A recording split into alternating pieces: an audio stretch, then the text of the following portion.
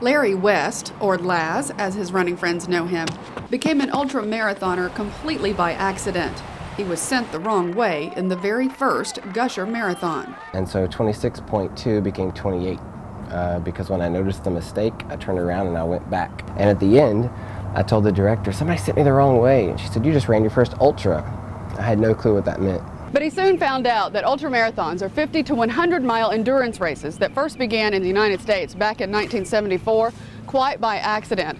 When Gordon Amesley's horse came up lame in a 100-mile horse race called the Tevis Cup, he decided to run the entire race on foot. That mistake put Laz on the trail to becoming an ultra runner, and he began ultramarathons just over a year ago when he ran the Rocky Raccoon 50-miler in Huntsville. But it wasn't exactly what he expected. Mile 46 was and is to this day the worst moment physically of my entire life. The last 4 miles, something I could go do right now relatively easy, took me 2 hours. But to find something deep inside yourself that says, okay, because I was about to quit. No, I didn't think I could go any further. But he did. Last finished in 14 hours and 31 minutes. When I got done, I said, why do I do stupid stuff? I will never do this again, ever.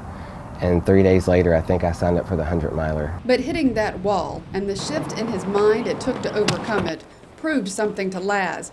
And now he's on a new mission, running 4 ultras in the last year. With a 100-miler, it's about stressing your body and then the next day going out anyway. So my peak, for example, was I ran 20 miles. And then the very next day I ran 20 again. For Laz, it's not about the mileage, it's about reaching new heights. You know, I mentioned mile 46, and now mile 46 comes and goes and I don't even think about it. Mile 46 is now mile 67. And so that's what I get out of it for me personally, pushing the limits and seeing what is the human body and the human mind capable of.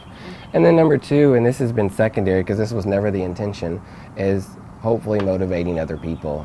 I want other people to know what I've learned, and that is we are so much stronger than we think we are. Laz passes that knowledge on by helping and training with other runners like Marie Dempsey. She's been a pacer for Laz in some of his races, but in October, she will run her very first 50-mile ultra. He encourages me by telling me what's going to happen physically, mentally, and so I know what's expected, and he just talks to me, helps me get to the other end. In these endurance races, it takes so much more than just putting one foot in front of the other to get to the other end. At times it gets physical, at times it gets mental, and we just kind of talk to each other, trying to keep each other going. So are you going to give up Dr. Pepper too? To keep others going, Laz returned to the Gusher Marathon this year, making it his personal mission to come in last. I know what that's like to finish at the back of a race because you hurt or it's your first one. And so it was my job to make sure that every other person could look at that list and say, I didn't finish last, and to hopefully encourage some other people along the way. This ultra journey that Laz has embarked upon, his heart and determination touches everyone he meets every step of the way.